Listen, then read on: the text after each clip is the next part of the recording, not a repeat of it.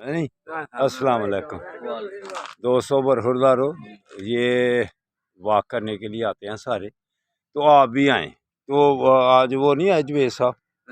अच्छा अच्छा अच्छा अच्छा अच्छा अच्छा।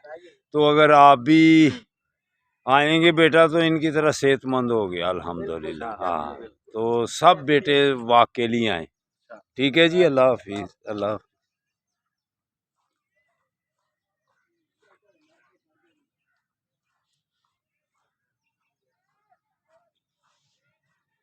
ये बेटे भी वॉक के लिए आए हुए हैं।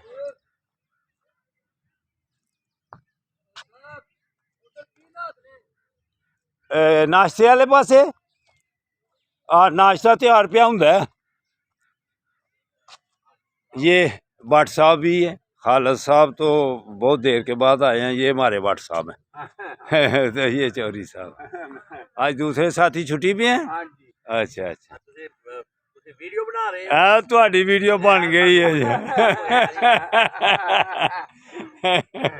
ये भट्ट साहब जिंदाबाद, भट्ट साहब जिंदाबाद। Young old man Sialkot, young old man Sialkot देखोगे ना तो आप की ये तस्वीर आज नुमाया नजर आएगी अल्लाह की मेहरबानी से।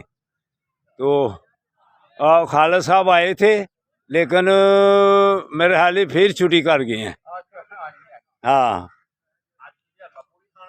आज खाएंगे जी इंशाअल्लाह ताला। ये देखो जी, जवान तबकार है माशाअल्लाह।